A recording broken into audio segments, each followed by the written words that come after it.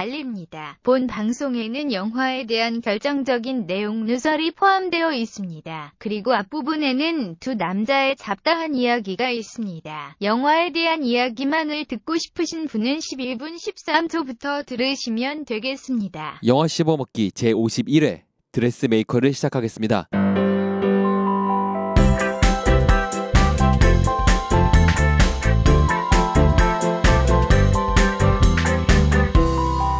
영화 씹어먹기. 청취자 여러분, 설 연휴 잘 보내셨는지 궁금하군요.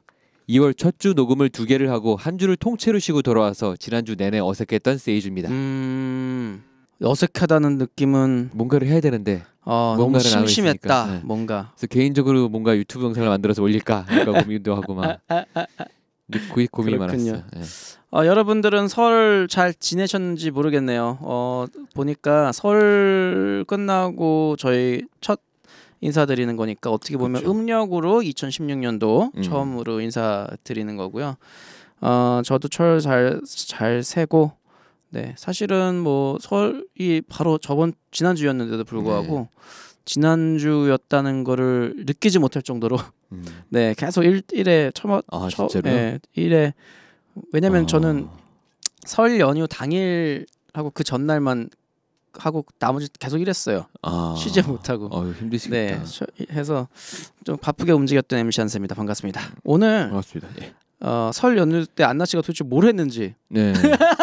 안나 씨가 개인적인 사정에 의해서 개인적인 사정으로 지각을 하고 있는데 네. 지각이 아니라 아예 안 나타날 수도 있어요. 네.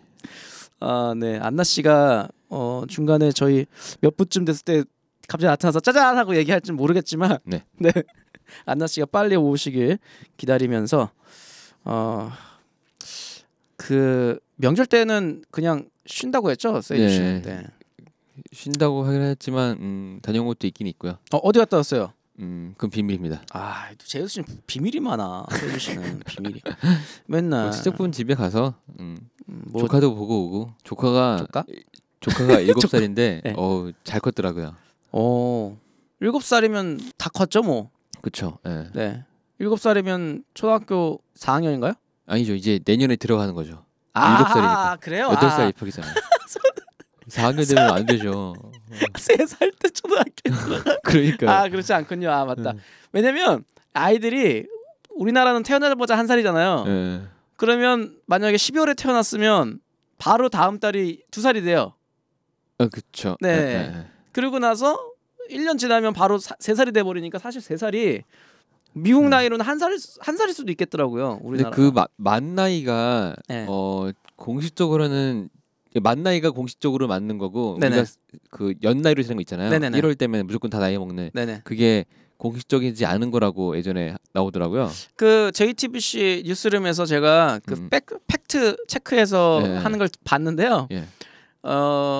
만 나이로 하는 게 원래 맞는 거라고. 공식으로 돼 있어요. 그래서 뭐 우리가 뭐 19세 청취 불가 뭐 이런 거 하고 뭐 할 때 다 만 19세 만 19세로 돼 있지. 맞아요. 이게 19세가 아니거든요. 그래가지고 신입생들이 대학교 네. 이제 입학해가지고 막 술집 가가지고 네. 술 마시다가 대거 걸리죠. 그래갖고 다 만으로 돼 있는데 공식적인 자료들은 전부 다 만 나이로 써요. 뭐 심지어 방송국 인터뷰도 마찬가지고요. 뒤에 그런 거예요? 네, 방송 인터뷰도 난 나이 줄이려고 만 나이 말하는 줄 알았지. 아니에요. 거기 방송국 인터뷰에 밑에 왼쪽에 이름 나오고 도곡동 19세 이렇게 써 있잖아요. 그렇게 다 만으로 써지는 나이더라고요. 근데 이제 우리나라는 아무래도 그렇게 연 나이로 말하던 것들이 없어지지 않고 있고, 그리고요 만 나이뿐만 아니라 또 무슨 나이라 그러지? 그러니까 연 나이, 만 나이, 그리고 나이 하나 더 있어요 우리나라가. 그래요? 네. 그래서 세 개의 나이를 돌리다 보니까 너무 그래요? 복잡하다고 얘기를 하는 거를 저도 이제 뉴스에서 봤는데 뭐 나이 때문에 벌어진 일들 많죠. 그래서 그렇죠. 네. 만 나이, 연 나이 뭐 하고, 그리고 빠른 생일 뭐 이런 것 때문에 이제 빠른은 없어졌다고. 빠른이 굳이 원하면 네네네. 학교를 일찍 갈 수 있는데 빠른은 없어졌다고 들었습니다. 빠른은 없어지긴 했는데요. 안 없어진 것처럼 운영이 되고 있나 보더라고요. 그렇죠. 거의 빨리 가는 경우도 많더라고요. 빨리 네. 입학을 시키고. 근데 저희 사촌 누나는 조카를 네. 그러니까 아들이죠. 아들을 일찍 보내고 싶지 않다고 하더라고요. 자기가 이제 일찍 학교를 갔는데 그 기세에 눌려서 길을 못 폈다면서. 덩치가 좀 있을 때 가는 게 좋죠. 그렇죠. 원래 제 나이 때 가는 게 좋긴 좋아요. 안타깝지만 그 나이가 어리고 좀 아기일 때일수록 네. 모든 권력은 주먹에서 나옵니다. 나이가 많아도 주먹에서 나오던데. 아니요, 나이가 많으면 돈에서 나오죠. 그렇죠. 돈이 권력이 되는데 맞네. 어릴 때는 주먹이 권력이기 때문에요. 돈이 있으면 주먹이 약해도 주먹이 세지죠. 네네, 그렇죠. 주먹이 세지죠. 네.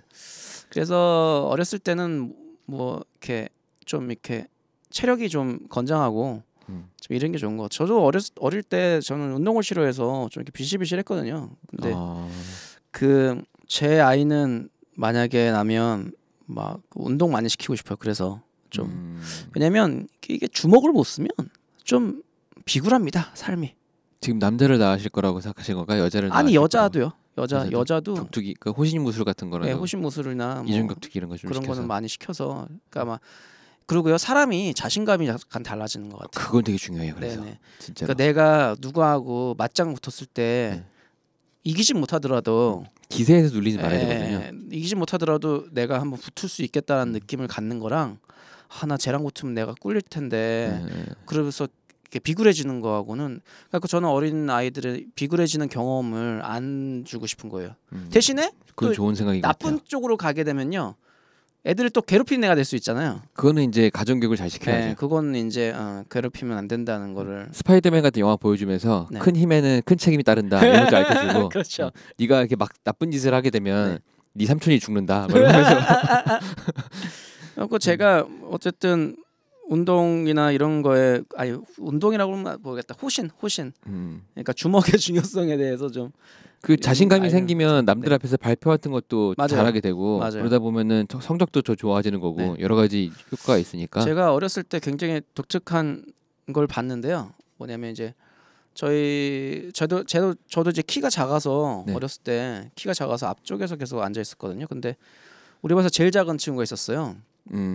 그리고 공부 잘하는, 안경 쓰고 공부 잘하는 친구였는데, 근데 이제 키가 워낙 작으니까 뭐 거의 뒤쪽에 있는 애들로 타지만 거의 30cm 정도 차이 나요. 그러니까 애들은 빨리 큰 애들은 빨리 크고, 만약에 뭐 120 이러면 큰 애들은 150 바로 가니까 이 정도잖아요. 뭐 여름 방학 지나고 나면 커서 오고. 네네. 그 당시에 막 30cm 정도 차이 났을 것 같아요. 근데 30cm 정도 차이 나는 큰 애가 걔를 괴롭힌 거예요. 이제 막 작은 애를. 근데 공부 잘하는 애였거든요. 근데 갑자기 그 애가 자기가 이제 건들지 말라고 막 이랬어요. 근데 갑자기 그 꼬마 애가요, 작게 작은 애가 회축을 돌리는데 점프해서 뺨을 맞췄어요. 다 발로. 빙그를 돌아가서. 이렇게 완전 우상이 된 거예요. 완전 짱이 된 거예요. 반했어. 갑자기 그 한 방에. 그렇죠. 그 키 큰 애를 뺨을 뒤돌아차기로 돌려 30cm를 뛰었다는 얘긴데. 와, 진짜 공부도 잘하죠. 근데 갑자기 뭐 키만 작지 어쨌든 키 큰 애를 갖다가 제압을 해버렸으니 완전 인기 짱이 돼버린 거예요. 그거 한 방에. 그러니까 얘는 운동을 그런 호신 무술을 배웠나 봐요. 배웠는데 얘기를 안 하고 있었던 거죠, 아무한테도. 근데 이제 그걸 써먹은 때가 온 거예요. 제가 그거 보면서 이게 키가 중요한 게 아니구나.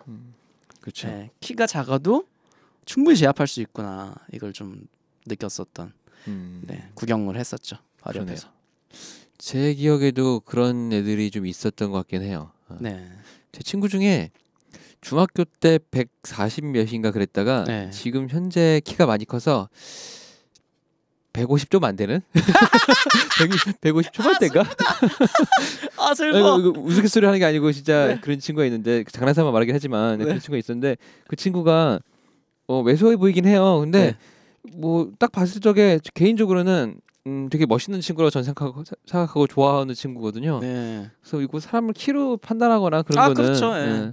아닌데, 남들이 보기에는 약간 이렇게 뭐랄까 왜소해 보이면 낮게 보는 그런 경향이 있긴 있더라고요. 왜소해 보이면 아무래도 좀 무시할 수 있는 느낌은 있어요. 키는 되게 유전적인 성향이 강한 거라 어떻게. 근데 이렇게 생각하시면 돼요. 그러니까 키가 작은 애가 이렇게 되게 초라한 옷을 입고 이렇게 가고 있으면 좀 그런데, 갑자기 그 키 작은 애가 벤틀리에서 딱 나오는 거예요. 벤틀리, 람보르기니 이런 데서 쫙 하고 그러면 오 이러면서 오른쪽에서 180대는 여자가 내리고 몸매 쫙 빠진 여자가 그건 좀 다른 얘기 아니에요? 그러니까 그 이게 돈이 모든 거를 그렇죠. 이게 하나의 나이가 먹으면 그게 힘이 되는 거죠. 어렸을 때는 주먹이 힘이고요.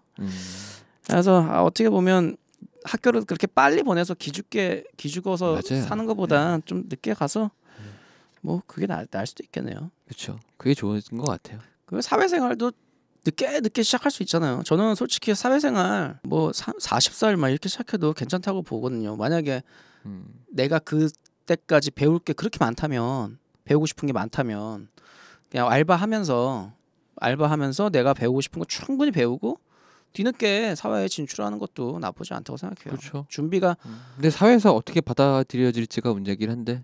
근데 뭐 차에서도 일단 면접 볼 때 주먹을 쓰시고 면접관들을 한 대씩 이렇게 협박해갖고 입사할 수 있게. 네. 교도소 입사가 빠를 것 같네요. 네, 그러면은 틸리가 교도소를 갔다 온 얘기부터 시작하죠. 네. 안녕하세요. 신곡 리치를 발표한 D%의 송지입니다. 여러분은 지금 영화 씹어먹기를 듣고 계십니다.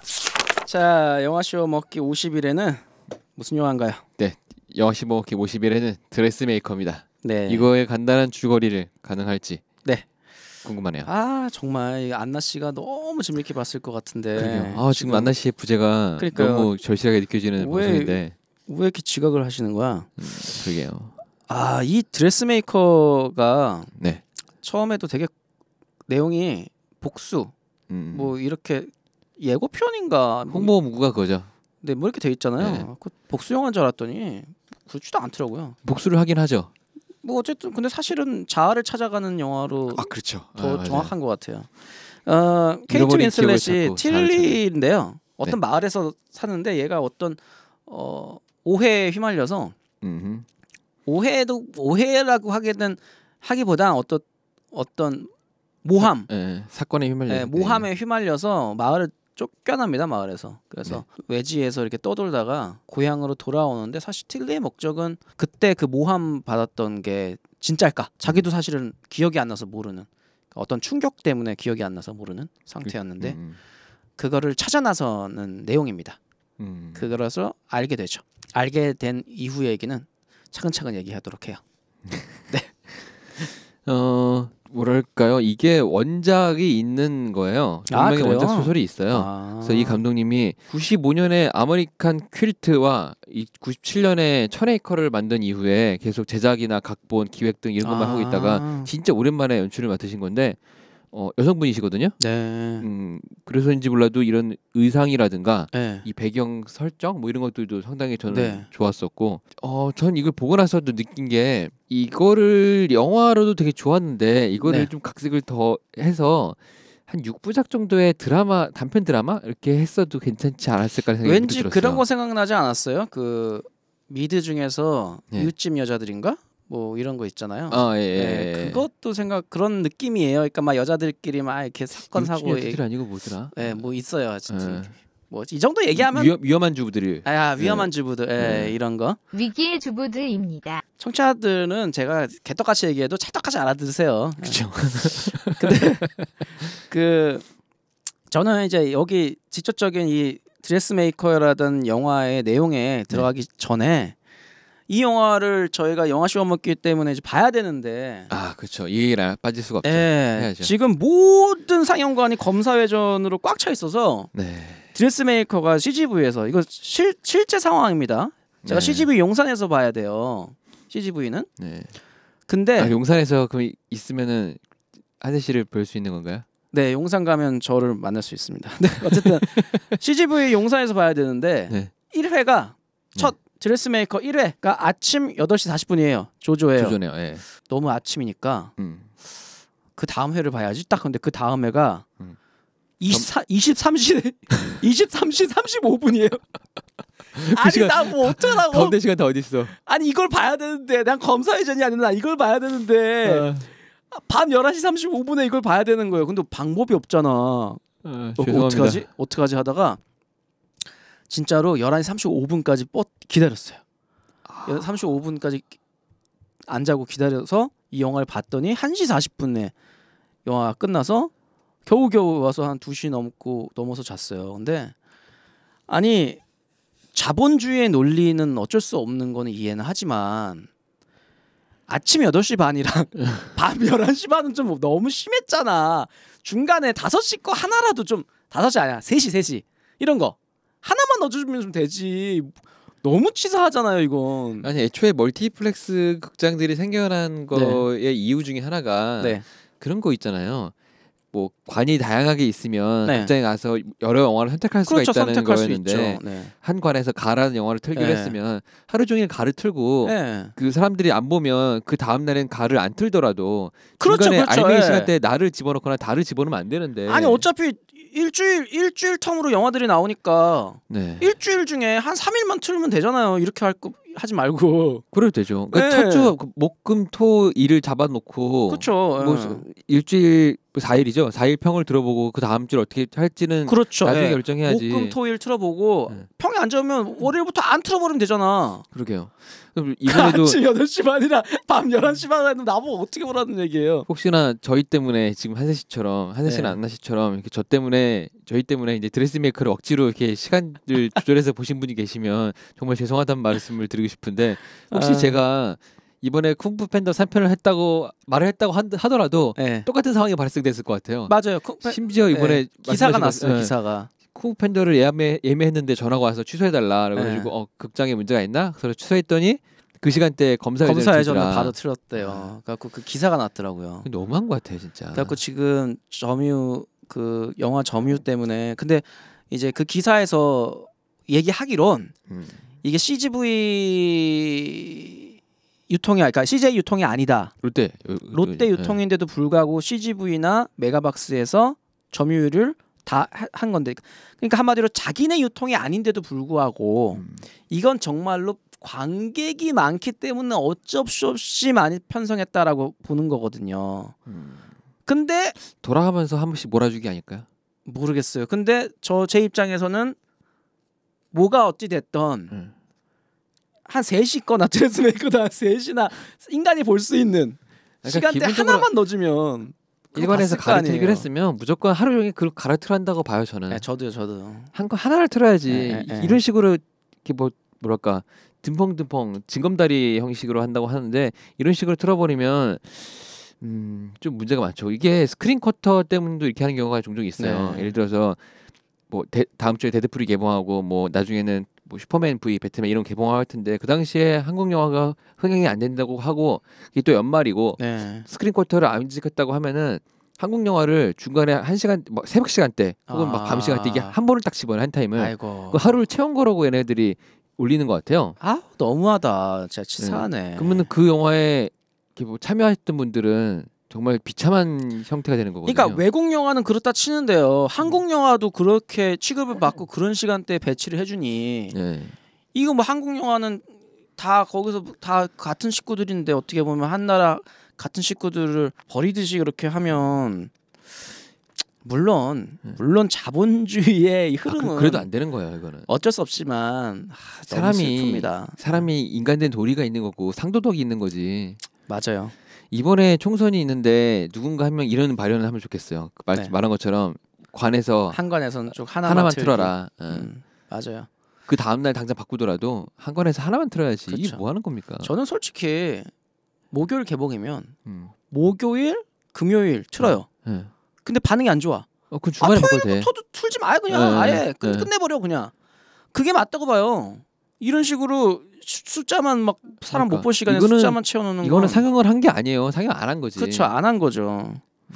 그래서 제가 11시 30분에 음. 눈에 실필실 다 터져 있었어요. 왜냐면 잠을 일을 또 하고 못 자니까 잠도- 일을 다 하고 눈에 실필 다 터진 상태로 이제 아이고야. 들어가서 와 내가 이거 좋을 것 같은데라서 봤는데 영화는 굿. 그러셨나요? 일단 굿이었습니다. 왜냐면 잠이 확 달아나고 네, 잠이 확 달아나고 심지어 영화를 보고 났는데 예. 실핏줄에 붙었어요. 오. 눈이 굉장히 깨끗해서 말끔해서 정신이 말끔해졌어요. 치유 효과가 있는 치유 효과가 있는 영화였던 거예요. 화면에서 아름다운 의상과 뭐 네, 이쁜 그런가 여자들, 봐요. 잘생긴 남자들이 네. 나오니까. 그래서 아무래도 좀 그런 면에서 되게 좋았던 영화가 된 거죠. 우리가 일단은 여기서 이 영화 얘기하게 되면 네. 딱 하나 먼저 얘기해야 돼요. 이 미장센을 먼저 얘기해야 될 것 같아요. 정말 이 화면이 깜짝 놀랐어요. 저는 처음에는 되게 칙칙한 색깔인데 네. 틸리가 등장해서부터 이제 트러디한테 네. 드레스를 하나 맞춰주기 시작하죠. 아니 네. 그 전에 네, 맞아요. 그 미식축구 장면에서부터 뭔가 색깔이 확 바뀌기 네, 시작하더니 빨간 드레스 그리고 검은 검정, 드레스. 네. 네. 그러더니 트러디한테 정말 이쁜 드레스를 하나 만들기 네. 시작하죠. 근데 의문스러운 거는 분명 드레스 메이커인데 왜 화장을 그렇게 이쁘게 시켰을까? 헤어까지 너무 완벽한 그런 걸 헤어까지, 해주는데 헤어까지 순간에 트러디가 드레스 하나 때문에 완벽하게 바뀌면서 네. 마을을 휘어잡아 버리죠. 맞아요. 네. 그리고 이제 모든 사람들이 이제 그 무시하던 네. 막 미친 여자의 딸이라고 생각했던 그 사람들한테 다 이제 드레스를 맡기기 시작하면서 네. 온갖 마을이 다 뒤집히는 이야기를 담고 있는데 정말 그 색 표현이라든가 그런 게 흑백이라든가 안개 거치는 상황에서 안개가 확 걷어지면서 옛날에 네. 그 오제이 마법사가 네. 처음 개봉했을 때가 흑백 영화거든요. 네, 네, 네. 근데 환상의 세계로 들어갔을 적에 컬러를 컬러 바뀌어요. 바뀌죠. 네. 이게 전 세계 최초의 컬러 영화인데 딱 그거를 보는 듯한 느낌이었어요. 저는. 네. 그 정말 이 미장센이 정말 깜짝 놀랄 미장센이라는 느낌을 받은 이유가 뭐냐면요.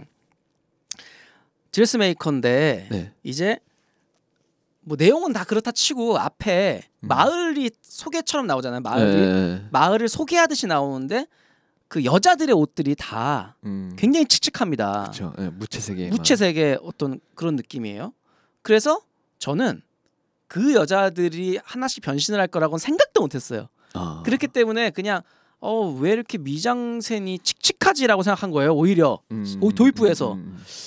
근데 이제 이 틸리가 케이트 윈슬렛이 처음에 이제 빨간 드레스를 입으면서부터는 갑자기 그때는 제가 생각에 케이트 윈슬렛이 좀 떡대가 있다. 그렇죠. 맞아요. 떡대가 있네. 나이는 못 속이나 막 약간 이런 생각에 떡대는 타이타닉 때도 약간 그런 생각에 좀 빠져서 그거에 대한 매력을 이제 못 보고 있는 상태. 근데 이제 그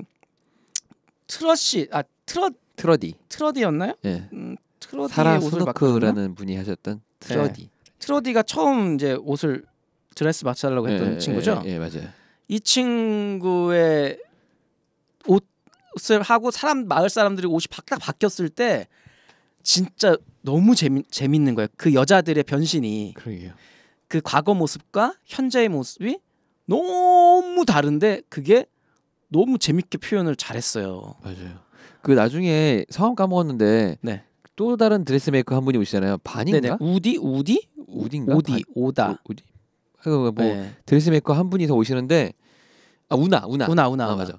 우나가 딱 등장을 했는데 마을에 있는 사람들이 마을에 있는 동네 주민들이 아니고 무슨 드레스 시장에서 잠깐 앞에 나와서 뭐 편의점 갔다 들려온 뭐 그런 사람들 같이 옷들이 너무 화려하고 그냥 서 있는 것도 아니고 팔을 딱 벌려가지고 드레스를 확 이렇게 펼치고 있는 모습들이 공작 같은 느낌 들기도 하고 나는 그 장면도 정말 잘 찍었던 뭐랄까 대사 한마디 없이 화면에서 영상미만으로도 재미를 주는 그 보면요 제가 그 영상을 찍어보시면 알겠지만 여러분들도 아마 집에서 캠코더나 아마 카메라를 많이 찍어주시는데 요즘 많은 분들이 이렇게 색채감을 더하기 위해서 필터들을 많이 쓰세요 핸드폰으로도. 근데 이제 원래 무채색인 배경들 회벽 아시죠? 시멘트벽 시멘트벽이나 그런 데는 아무리 효과를 줘도 색깔이 안 살죠. 효과가 안 살아요. 왜냐면 색이 원래가 없기 때문에. 그렇죠.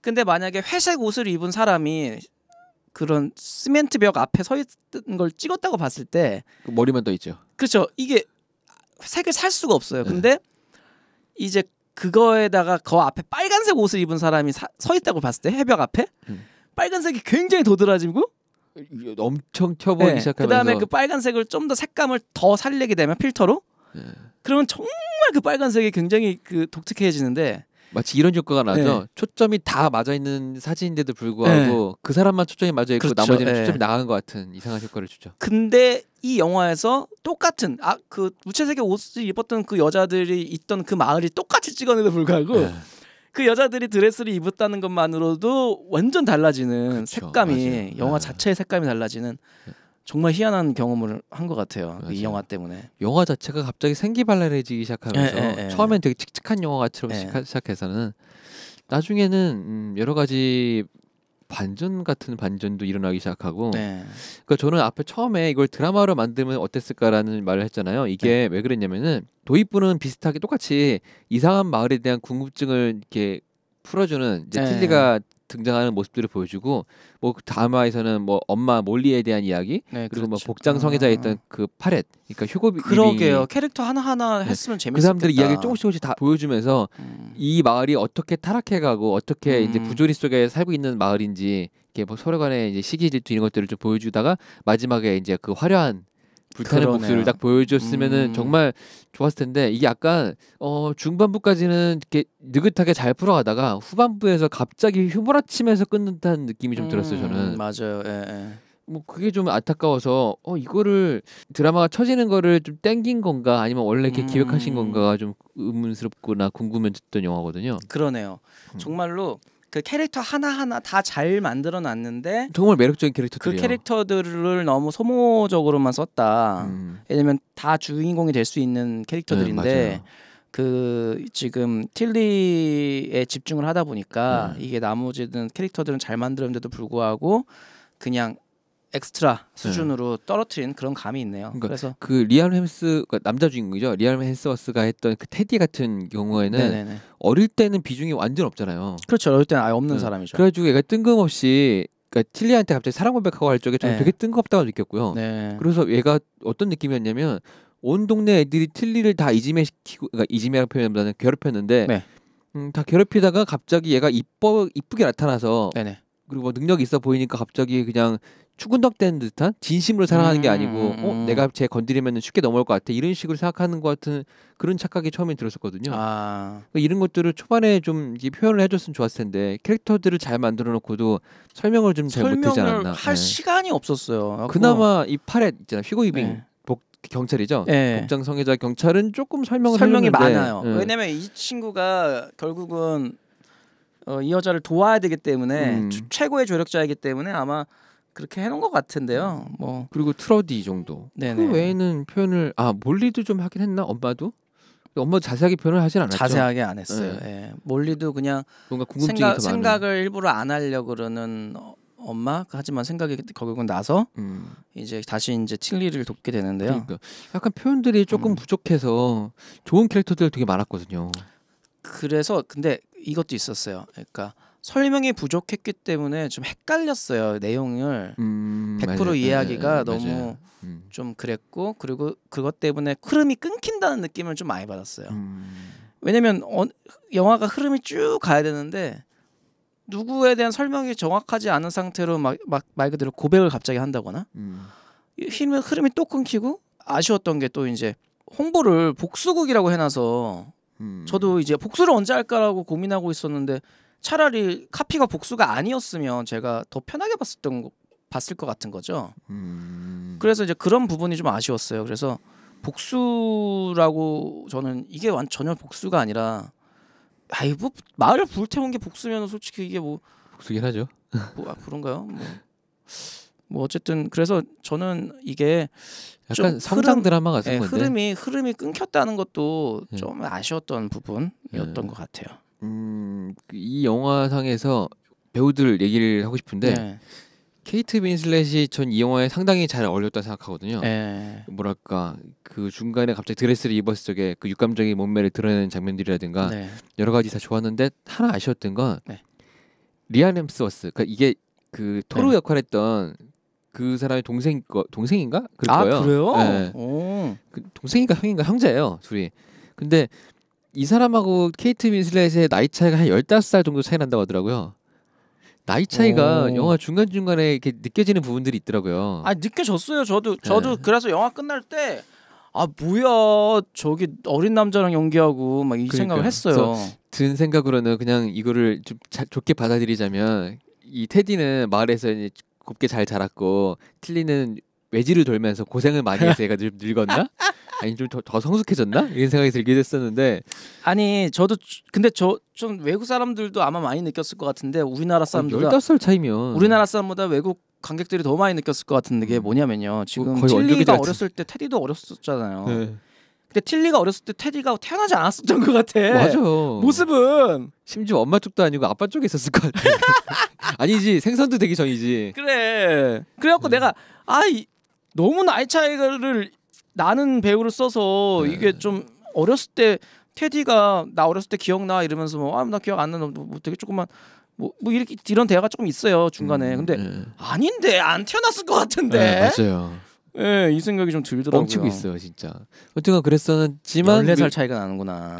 케이트 윈슬렛이 연기도 잘했고 네. 테디도 그랬고 뭐 리암도 그랬고 연기를 다 잘했고 그리고 저는 트러디 역할을 했었던 사라 스노크라는 배우가 그 드레스를 입고 딱 변신했을 때부터 눈에 확 들어오더라고요. 아니 근데 저도 미장센에 정말 끝내준다고 본 게 이 사라가 그 예전 모습 있잖아요. 되게 꾸질꾸질한 회색 꾸질꾸질한 무채색의 모습이 정말 구려요. 그렇죠. 많이. 뭐 주근깨도 막 잔뜩 있고 막. 근데 그게 변신을 딱 하는 부분이 자신감도 없어 보이고. 와 뭐야 진짜 옷이 날개네 이 생각이 드는 게 그런 거 있잖아요. 막 이렇게 그 패션이 정말 인생에서 되게 중요한 부분을 차지하고 있거든요. 그쵸. 원래가 붙어도. 그러니까 제가 어렸을 때 주먹이 중요하고 나이 먹으면 돈이 중요하지만 패션이 정말 중요할 시기가 있어요. 또 고등학교 졸업하고 또 자기를 어필해야 되는 그 시기. 그때는 뭐 주먹으로 하기에는 그게 돈이 패션을 좀 감당하기도 하죠. 근데 어쨌든 그 좀 저렴하게도 요즘에도 센스 있게 입으면 좀 가능한 부분이 있거든요. 이게 예전에는 백화점에서 좀 놀라웠던 게 예전에 저희 누나가 백화점에서 코트를 하나 사는데 그때 코트를 얼마짜리 샀냐면 74만 원짜리 샀어요. 근데 그 74만 원짜리가 비싼 게 아니라 그러더라고요. 100만 원짜리 그래서 1000만 원짜리 있고. 메이커가 명품이 아닌 그냥 옷이 74만 원인 거예요. 근데 요즘에 그런 코트 사려고 그러면 백화점 가도 30만 원이면 사요. 아 그래요? 그러니까 예전이 정말 거품이 심했던 거예요. 어떻게 보면 우리나라는 공 하나 붙이면 더 잘 팔리니까요. 그러니까 우리나라가 이제 옷값이 드디어 굉장히 그 현실감을 찾았어요. 아 그래요? 옷값에 대해서. 왜냐면 그만큼 우리나라 국민들이 못 살고 있으니까. 근데 그래도 비싸게 팔면 이제 돈 많은 사람들은 많아서 못 사. 아예 못 사. 왜냐면 그 정말 돈 많은 사람 비니핑 부익부가 심해져 갖고요. 네 맞아요. 어차피 정말 부자들이 있잖아요. 70만 원짜리 코트를 안 사요. 그렇죠. 원래 코트 500만 원짜리 600만 원짜리 사지 누가 70만 원짜리 코트를 사요. 그건 그렇죠. 원래 중산층이 사던 거였는데 중산층이 없어졌잖아요. 그 사람들이 어떻게 그럼 그렇게 팔면은 비싼 사람들은 싸서 안 사고 돈 많은 사람은 싸서 안 사고 돈 없는 사람들은 돈이 없어서 못 사고 그러니까 옷값이 다 떨어졌어요. 지금. 그래서 지금은 센스 있게만 입으면 굉장히 저렴하게 예쁘게 옷을 입을 수 있는 시대가 됐거든요. 그래서 그냥 알바 조금 하면 예전에는 알바해서는 조금 못 살 엄마 아빠가 안 사주면 못 살 옷들이었는데 지금은 가능하거든요. 오히려 정말 센스 없게 비싼 캐나다 구스 이런 거 그런 거를 다 같이 맞춰 입는 것보다 그냥 스페이스 똑같이 다 입고 나만의 옷을 찾아서 입는 거가 좋은데 제가 왜 이 얘기를 하게 됐냐면 이 트러디가 변신한 모습이 있잖아요. 저는 그렇게까지 변신할 수 있다는 생각은 못했었거든요. 저도요. 완전히 딴 사람이야. 배우를 바꾼 것 같아. 배우를 바꾼 수준으로 변신했기 때문에 제가 근데 그 뒤에도요. 지금 이 트러디가 성격이 완전 바뀌어버리죠. 성격도 그렇고 그 저기서 그 춤추는 데서 무도회장에서 입었던 옷 뒤에도요. 굉장히 옷들이 굉장히 예뻐요. 옷들이 다 화려하죠. 그 뒤에 계속 갈아입으면서 계속 나오는데 와 진짜 상상이 안 가는 옷이 날개다. 그래서 좀 더 패션에 우리들도 일반 패션에 더 관심을 가져야 된다는 생각이 그렇죠. 많이 들어요. 뭐 그런 부분이 있어요. 그러니까 예를 들어서 뭐 제가 한국을 비하하고 외국을 이렇게 찬양하려는 건 아니지만 그 외국에는 평소에 굉장히 편하게 입고 다니는 사람들이 많아요. 그렇죠. 누더기처럼. 근데 이런 분들도 어떤 격식을 차려야 되는 자리에 갈 옷들을 꼭 비치를 해놔요. 그래서 슈트라든가 아니면 뭐 어떤 자리마다 틀리니까. 그러니까 파티 문화가 있는 나라들은 대부분 평소에 누더기처럼 하고 다니는데 그런 파티 때 파티가 자주 있으면 그런 옷을 구비해 놓겠지만 파티가 자주 없으면 구비 안 하고. 아니죠. 외국은 파티가 잦아요. 예, 그러니까요. 심지어 제가 이제 그 일본에 살고 있는 저희 누나 예. 얘기를 처음에 들었을 때도 깜짝 놀란 게 평소에 누더기처럼 입고 다니는데 자기도 일본도 사실 그 밖에 다녔을 때 막 쟤 저렇게 입고 다니냐 그지냐 이렇게 하는 사람이 없어요. 예. 근데도 불구하고 드레스를 굉장히 여러 벌 갖고 있어요. 그래요? 왜냐면 일본도 파티가 많대요. 홈파티. 일본도 그쵸. 홈파티가 맞아요. 많아서 그 홈파티를 갈 때는 누구보다도 세련되게 차려입고 나간다는 거죠. 그러니까 때와 장소가 있는 거예요. 근데 이제 뭐 그런 포인트에서는 우리나라가 드레스 문화가 없잖아요. 그러네. 그게 좀 아쉽긴 하다. 홈파티가 우리나라도 많으면 이 드레스 문화가 생겼을 텐데 그런 면에서는 좀 우리나라가 남자는 슈트 그리고 여자는 드레스를 입을 일이 별로 없다는 게. 근데 전 드레스 아쉽죠. 슈트도 그렇지만 약간 핀트가 어긋나는 얘기일 수도 네. 있는데 저는 우리나라 한복이 정말 이쁜데 한복 이쁘죠. 그 조카가 네. 그 한복을 입고 있더라고요. 네. 근데 너무 이쁜 거예요. 그래가지고 만약에 이거를 우리나라로 치환했다고 치면 네.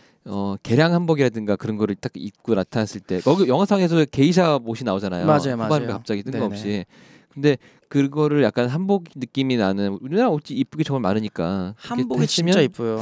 표현도 저 좋았던데. 개량 한복이 굉장히 예쁜 드레스, 미국의 드레스보다도 외국의 뭐 인기 드레스보다도 많잖아요. 훨씬 네. 이쁘고요. 해외 유명 디자이너들이 한복 그 샘플 따서 만드는 것들도 요즘 많아지기 시작했고. 저 같은 경우에서 뭐 파티? 뭐 파티를 한다고 하면 한복 파티 한복으로 네. 물론 신라 호텔에서는 못 하겠네요. 왜요? 위험한 옷이라고 출입 금지 당하잖아요. 신라 호텔이요? 왜요? 그래서 그거 모르세요? 몰랐어요. 신라 호텔에서 한복이 입고 위험한 가는데? 옷이라고 그러니까 한복 입은 사람은 출입 금지 시켰어요. 그래서 왜 그러냐 그랬더니 위험한 옷이라고 해서 막 논란이 일어난 적이 있거든요. 슈트를 입어야 된다 뭐 이런. 그 드레스 입어야 되는데 한복을 입으면 위험하다. 밟을 수도 있다. 얼마 전에 그 어떤 블로그에서 네. 그 유럽 여행을 한복 입고 간 여자분이 있었어요. 개량 본 적 있어요. 네. 나 그분 멋있더라. 그분 진짜 멋있더라고요. 그러니까요. 그 무슨 한복 뭐 개량 한복도 동호회도 하고 있고 뭐. 그래요? 네, 되게 활동을 많이 하시더라고요. 근데 유럽 여행을 한번 가셨는데 거기서 진짜 인기가 많았대요. 그렇죠. 이 옷 뭐냐? 얼마나 예쁜데. 네, 이러면서 정말 외국 사람들은 보도 못한 드레스인데 그러니까.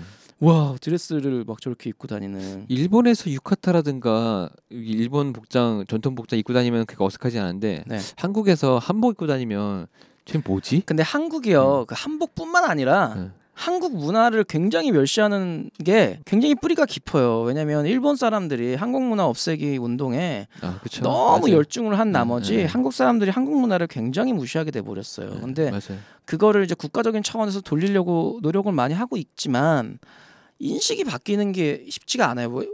솔직히 스매끼리라는 단어를 손톱깎이. 아직도 쓰는 어른들이 있단 말이에요. 어른들은 어쩔 수 없죠. 그러니까 뭐 입에 배는데. 인식을 바꾼다는 것 자체가 뭐 요지 스매끼리 네. 단어도 우리가 많이 바꿔야 될 일이지만 결국은 그런 일제 잔재를 없애는 거를 굉장히 노력을 해야 되는데 한복을 멸시하거나 아니면은 뭐 우리나라 민요 뭐 이런 것들을 하고 그런 것들의 기본이 다 깔려 있다고 봐요. 도자기를 부자들은 정말 도자기 잘 모으지만 집에서 도자기는 뭐 요강 정도로 생각하고 그렇죠. 막 이랬잖아요. 그래서 저는 참 그게 안타깝기도 하고 역사의 아픈 부분이니까 갑자기 드레스 메이커 얘기하니까 진짜 한국의 드레스는 진짜 한복이 얼마나 짱이거든요. 짱. 그렇죠. 진짜 예쁘거든요. 그러게요. 어떻게 이렇게 됐는지. 여튼 다시 영화 얘기를 들어와서 저는 이 트러디 역할했던 사라 소누크라는 배우가 되게 낯이 익은데 네. 정말 이쁜데 왜 내가 그동안 몰랐을까 생각해봤더니 네. 타임 패러독스라는 영화에 나왔었어요. 거기 보셨잖아요. 타임 패러독스. 봤죠. 네. 네. 근데 거기서 여자 주인공 그 여자 주인공이 이분이에요. 타임 패러독스가 무슨 내용이죠? 하도 시간물을 많이 봐서. 그러니까 그 뭐냐면은 그 미래에 뭐 폭탄 테러가 일어나가지고 뉴욕에 폭탄 테러가 일어나서 사람들이 다 죽는다. 그래서 과거로 가가지고 그 용의자를 찾기 위해서 네. 노력한다라는 이야기의 영화인데 주인공이 에단 호크랑 이 사라 스누크가 나오는 영화거든요. 아 혹시 사라 스누크가 에단 호크를 배죠? 그래서 계속 돌지 않아요? 그렇긴 한데 안 보신 분들을 위해서 이렇게 얘기해도 몰라요. 아니에요. 제가 개떡같이 얘기하면 찰떡같이 알아듣으시니까 벌써 알아들으셨나? 네. 정확히 말하면은 그거 그렇긴 한데 그렇지 않은 거죠. 아 그런가요? 그렇지 않기도 하나요? 그렇지만 그렇지 않은 거죠. 네. 어쨌든 여자 배우 이 겉대 여자 주인공. 네, 여자 주인공이 이분이신 건데 이분이 그때 당시에도 변신을 잘 보여주셨는데 여기서도 변신이 예사롭지 않더라고요. 이분이 나온 나머지 영화들이 되게 궁금해졌던 그런 거였었어요. 뭐 휴고 위빙은 원래 유명했었고 뭐 매트리스라든가 뭐 반지의 제왕 등등 뭐 반지의 제왕에 휴고 위빙이 나와요? 엘프잖아요. 반지의 제왕이랑 엘프. 아 그래요? 네. 그렇군요. 이분은 너무 대배우시기 때문에. 몰리 역을 하셨던 주디 데이비스 분도 그 어머니 미치광이 어머니도 갑자기 후반에 정상으로 돌아올 그러니까 중간중간 잠깐 정상을 돌아오다가 후반에는 갑자기 이제 근사한 검은색 옷을 입으시면서부터는 완전히 멋있어지시잖아요. 네네. 이 배우들의 변신을 조셀린 무어 하우스라니 감독이 정말 잘 이끌어낸 것 같아요. 맞아요. 약간 이게 근데 이렇게 많았나요? 엘스베스는 누구예요? 네? 엘스베스가 그 아마 그 죽은 아이 엄마일 거예요 아마. 네. 네, 죽은 아이 엄마. 아 그러네요. 벨루아는 벨루아가 그분이잖아요. 선생. 아 선생이네. 네, 선생. 네. 근데 솔직히 선생도 좀 다루다가 말아서 좀 그러니까 그런 캐릭터를 왜 이렇게 다루다가 계속 많아. 왜 틸리를 무시했고 나머지 애들을 이뻐했는지에 대해서 좀 표현을 했었으면 좋았을 텐데 이분도 분명히 약간 그런 게 있던 것 같아요. 뭐랄까 촌지받는 선생님 같은 느낌도 있기도 하고 아니면은 어린 아이 좋아하는 그런 소아 성애자 뭐 이런 느낌도 약간 나기도 했거든요. 제가 보기에는. 그래서 여자라서 무시하고 집이 가난해서 무시하고 뭐 그런 식으로 해서 무시했다는 느낌이 들었는데 이런 표현이 좀 없어서 좀 안타까웠어요. 좀 아쉬운 부분들이 진짜 이 배우들이 제임스 맥케이 윌리엄 역 있잖아요. 트로디가 좋아하는 남자 결혼했잖아요. 근데 이 남자도 자세히 설명을 안 해주니까 밖에 나가서 성공하고 돌아온. 그게 성공한 건지 그러니까 그것도 모르겠어요. 그것도 정리를 안 해주니까. 왜냐면은 그 명세서 받은 다음에 뜬금없이 놀라기도 하고 집이 부자였으면은 명세서를 애초에 그렇게 장부에 달아놓지도 않았을 텐데. 3시간짜리를 만들던지 아니면은 말 그대로 드라마로 만들어서 배역 하나하나를 다 설명을 해줬으면 좋았을. 주요 인물만이라도 이렇게 딱 해서 딱 좋았을 텐데. 좋았을 영화 다 이렇게 겉핥기를 하다 보니까 이 조연들이 전부 다 모여서 이제 마지막에 조화가 딱 이루어져야 되는데. 마지막에 저쪽 가서 뭐 대회 나가잖아요. 뭐 연극 대회 나가죠. 뭐 참패를 하고 돌아왔는지 그냥 어떻게 참가조차 못했죠. 그러고 돌아왔는데 거기에서 뭐 그 사람들의 캐릭터들 그 하나하나의 허탈감에 우리가 빠졌으면 좋았는데. 그렇죠. 왜냐면 이 사람들을 잘 모르니까 조연들 쫙 모여져 있는데 허탈감이 저도 같이 안 들어요. 그러니까 뭐 모르는 사람 집 불탔네. 모르는 사람 그런 느낌이었어요. 그래서 이 사람들에 대해 자세히 얘기해줬으면 좋았겠다. 그 연극 얘기해서 말인데 저희가 맥베스를 영화를 했잖아요. 네, 맥베스 했었죠. 맥베스 제가 할 적에 제가 이런 말을 한 적이 있어요. 맥베스에 징크스가 있다. 맥베스의 저주라고 해가지고. 그렇죠. 그래가지고 영화를 남아공에서 그 연극을 남아공에서 할 때 맥베스 얘기를 했더니 창찌로 죽었다. 그래서 실제로 그 지역에서는 그 맥베스랑 연극을 할 적에 너 무슨 연극하니라고 하면은 나 스코틀랜드 연극해 이런 식으로 말을 하는데 여기서는 맥베스라는 단어를 직접적으로 꺼내잖아요. 그래서 맥베스 역을 맡은 사람이 죽었고 그렇죠. 그걸 못 올리게 되잖아요. 근데 심지어는 거기 등장하는 다른 인물들을 말할 적에 스코틀랜드 연극이라는 얘기를 뒤에는 하더라고요. 그래서 그걸 앞에 했었으면 아마 그 사건이 안 벌어지지 않았을까라는 그런 저주도 잘 담아내. 그런 재밌는 저주를 차용을 한 거네요. 그렇죠. 그러니까. 이게 원작에 있는 건지 모르겠는데 그런 식으로 그 유명한 징크스라든가 저주를 여기서 차용해 쓴 거죠. 자, 우리 이제 내용에 대해서 얘기해봐요. 전 좀 네. 약간 좀 어이가 아 그래요? 어이가 없었는데 전 솔직히 미장센이 정말 좋았고 그러니까 내용보다는 어떤 소재가 너무 좋았어요. 그리고 어떤 궁금증을 잘 이끌어. 궁금증 이끌어내는 것들. 그러니까 맨 마지막에 이제 그 반전으로 알려주잖아요. 예. 이제 그런 거 다 좋았는데 그 외 거 이제 갑자기 남자가 죽고 엄마 죽고 어이없는 방식으로 좀 아이도 죽기 시작하죠. 막 그런 것들이 굳이 이렇게 어이없게 사람을 놀래켜야 되나 이런 생각이 좀 들었어요. 근데 저는 그거를 어떻게 생각했었냐면은 좀 오히려 재미있게 느껴졌어요. 약간 컬트 같은 느낌이 나면서 이상한 나라 속에서 이상한 일이 벌어지니까 그렇게 어색하지 않겠다고 난 느껴졌거든요. 전 솔직히 남자 딱 죽는 장면에서 뭐야 왜 이래 왜 이렇게 끌고 가 짜증나게. 그리고 사실 그 여자가 아이를 죽였다고 모함을 받아서 쫓겨났지만 그렇죠. 복수를 막 심하게 할 정도일까라는 생각을 좀 했었어요 중간에. 누굴 죽이진 않겠다라는 생각을 해서 이거 생각보다 가벼운 영화겠구나. 그래서 복수란 단어가 들어간 그 포스터가 싫었던 거예요. 포스터인지 어딘지 복수가 들어가거든요. 그렇죠, 맞아요. 복수란 단어가 어디선가 들어갔는데 그래서 뭐야 복수 아닐 텐데 저거는 좀 더 가볍겠다는 생각을 했어요. 그래서 이제 뭐 그런 식으로 뭐 드레스나 어쨌든 자기 능력으로 복수를 할 거라는 생각은 했지만 이제 갑자기 남자친구가 죽어버리니까 이거 뭐야 그럼 이렇게 저주받은 여자가 맞다는 얘기인가 결국에 뭐 이렇게 생각이 들어버리고 엄마도 다 했는데 이제 살면 되는데 갑자기 뇌졸중이라는 병으로 죽잖아요. 그쵸, 원래 갑자기 죽는 병이거든. 그쵸. 병이 아닌 거죠, 그렇죠? 그러니까 갑자기 죽는 거예요, 그냥. 그쵸, 그러니까 가까운 사람이 그렇게 다 죽어버리고 자기는 불태우면서 되게 뭐 나는 이제 저주는 풀렸어 이러면서 가는 게 좀 내용이 어이가 없어요. 어이가 좀. 좀 그래서 그냥 컬트 무비라고 생각하고 싶지 않은. 이거 너무 어이없다. 내용을 왜 이따위로 만들어놨나. 라는 생각을 하게 만든. 근데 그럼에도 불구하고 마지막 장면이에요. 전 내용이 왜 이래 이렇게 점점 봤을 거 아니에요? 그렇죠.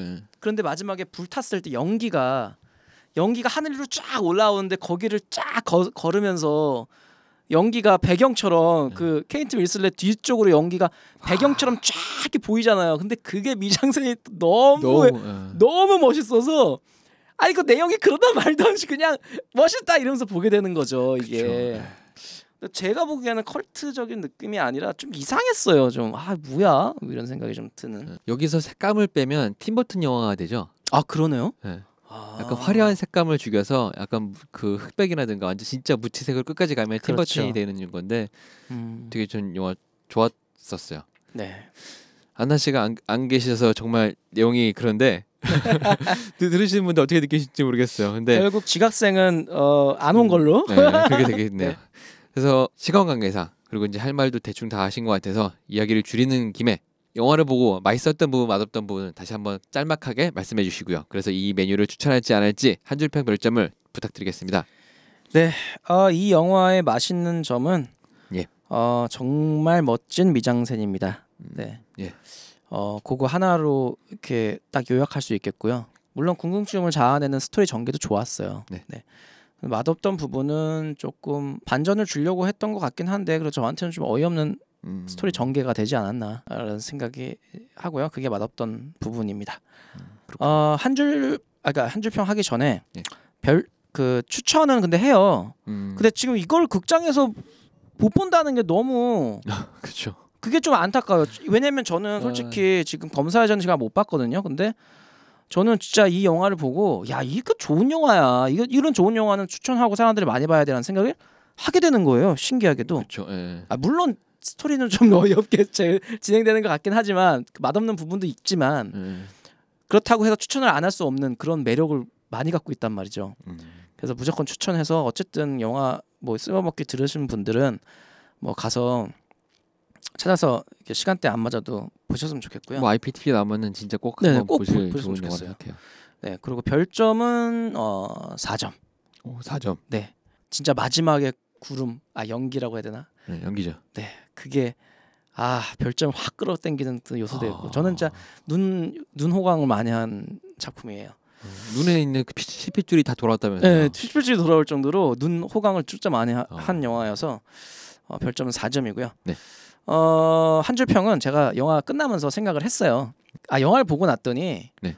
왠지 성실한 나라 앨리스하고 좀 비슷하다라는 느낌이 든 거예요. 네, 그래서 미장센이 뛰어난 성실한 나라의 앨리스.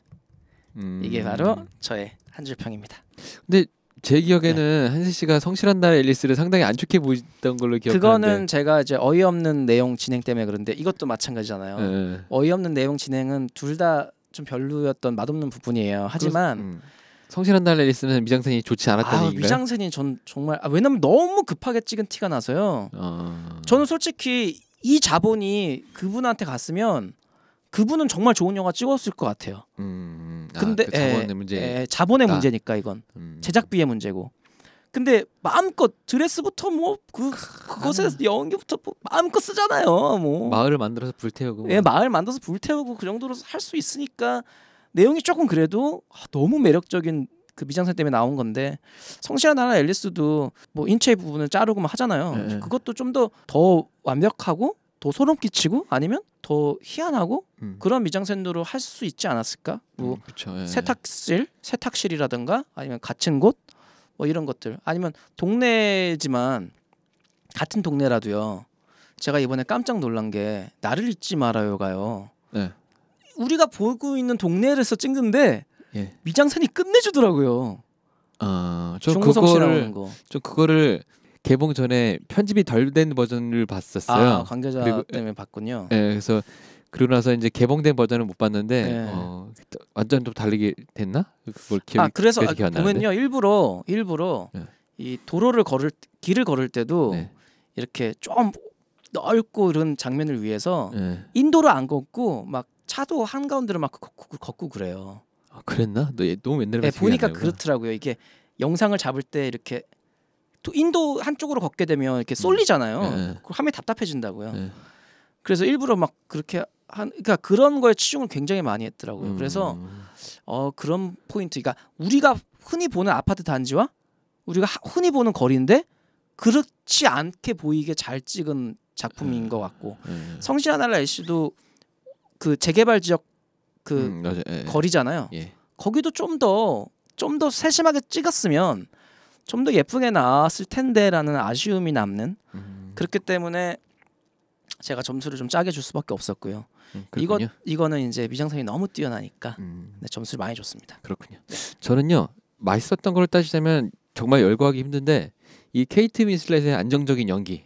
정말 이거 연기력은 유수 영화제에서 상을 그렇게 많이 탄 배우가 괜히 있는 건 아니구나 생각이 들 정도였고 그 트러디의 변신. 이거는 정말 대단했어요. 그리고 순간순간 재치가 있는 그런 웃음들 뭐랄까 영화상에 상당한 부분을 차지했나 생각이 들기도 하고. 트러디의 변신도 저거 아니 스포 아닙니까? 그렇게 되나? 네, 그렇죠. 이거는 유튜브 상에서는 유튜브에 짤막하게 올라가는 부분에서는 편집해서 올려야겠네. 그리고 고전에서 가져오는 그런 오마주들, 그런 것들이 고전을 안다고 하면 더 좋게 새롭게 받아들일 수 있는 것들도 많았고, 그리고 가장 중요한 의상과 그리고 영화 지금 말할 때 말을 못했는데 배경음악. 음악도 장난 아닙니다. 의상과 음악 등등 여러 가지가 너무 조화가 잘 돼서 맞아요. 이 기괴하거나 약간 그 화려한 영화를 잘 채워줬어요. 네, 맞아요. 그래서 하지만 별로였던 점은 이 중요한 인물들을 잘 설명하지 못했다는 약간 좀 아쉬운 듯한 느낌이 좀 강했던 것과 그리고 케이트와 이 리암의 나이차. 맞아요. 어쩔 수 없이 원조 교제를 하는 듯한 느낌이 들거나 왠지 감독판 한 3시간짜리 있을 것 같지 않아요? 그런가? 너무 많이 자른 느낌이 났어요. 캐릭터의 설명을 안 하고 다 날아가고 거의 했으니까 감독판이 있을 것 같은 느낌. 감독판이 나와도 나이 차는 어떻게? 나이 차 이거 안 돼. CG로 이렇게 주름 다 지우고 막 하나? 14살 차는 좀 심했어. 그런 거 있는 것 같습니다. 이 케이트 윈슬렛이 어쨌든 명배우잖아요. 명배우는 남자 배우를 고를 자격이 있겠죠. 그렇구나. 그 생각을 못했네. 네. 어떡하면 우스갯소리 겸 말하는 거고요. 저도 이 영화 상당히 추천합니다. 되게 좋았었어요. 네. 제가 골랐지만 되게 영화 잘 골랐다라고 네, 생각이 그러니까요. 들었는데 극장에서 보기 힘들어서 아이고, 그게 좀 맞아요. 그런 거지. 저도 이거 한세 씨가 4점을 주셨는데 저는 4.5점. 오. 좋네요. 그 캐릭터들의 설명과 이 케이트의 그 나이를 조금 가르쳤으면 이거는 5점 이상을 줄 수 맞아요. 있는 5점짜리 영화예요. 정말 좋은 영화라 생각했었고 한 줄 평을 말씀드리자면 부조리 속 조리 있는 연쇄 반응이라고 저는 생각을 해요. 한세 씨께서 갑자기 뒤에 후반에 일어나는 사건들이 약간 좀 어이가 없었다라고 말하셨지만 네. 저는 그게 상당히 재밌었어요. 어. 그 이상한 부조리한 그 마을 속에서 그치 이상하지도 않을 연쇄 반응이 연쇄 반응이 일어나잖아요. 네. 어떤 사건이 해서 어떤 사건이 일어나고 어떤 사건이 해서 그 결과 또 어떤 사건이 일어나고 이런 연쇄 반응이 조리 있게 느껴졌어요 오히려. 그래서 부조리 속 조리 있는 연쇄 반응. 좋은 한 줄평이군요. 네. 다음 주에는 영화를 사람들이 많이 볼 수 있는 영화를 골라야겠습니다. 네. 많이 볼 수 있는 영화를 고를 수밖에 없죠. 왜냐하면 다음 주에 개봉이 그걸 하기 때문이죠. 어떤 이들은 말합니다. 신은 존재하지 않는다. 다만 죽음만이 존재한다. 죽음은 무엇일까요? 작가나 감독, 만화가, 기자 등한테 주어지는 마감과 같은 존재일까요? 아니면 인간이 절대 뛰어넘을 수 없는 어떤 한계를 뜻하는 걸까요? 다음 주 영화 속 주인공에게 죽음은 어떤 의미일지 정말 궁금합니다.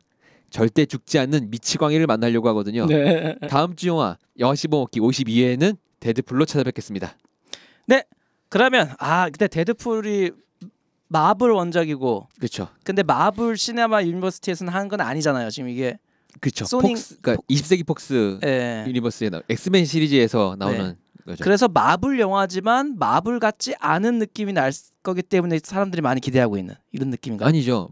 진짜 마블 영화를 볼 수 있는 거죠. 그런가요? 마블이 디즈니에가 있잖아요. 네, 그렇죠. 그래가지고 마블스럽지 않은 마블 영화 맞아, 생긴 건데 좀 좀 잔인한 것도 없어지고 잔인한 거 많이 없는. 그리고 뭐 담배라든가 네. 술도 없다고. 그러니까 아이언맨이 맞아. 원래 술 쩔고 마약 쩔고 해가지고 약간 패인 듯한 캐릭터가 있는데 그러지도 여기서는 못하고. 그러지 못하게 나오잖아요.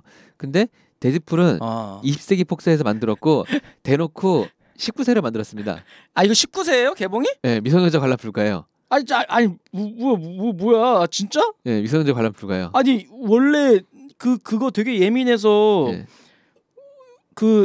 그렇게 안 하려고 네, 근데 대중 영화들은 이게- 많이 하잖아요. 네, 근데 이게 진짜 청불이야. 네, 청소년 불가해요. 그래서 이게 애초에 정말 저예산 영화예요.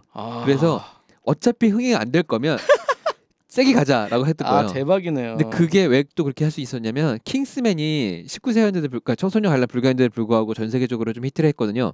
그래서 그런 것도 영향이 좀 있고요.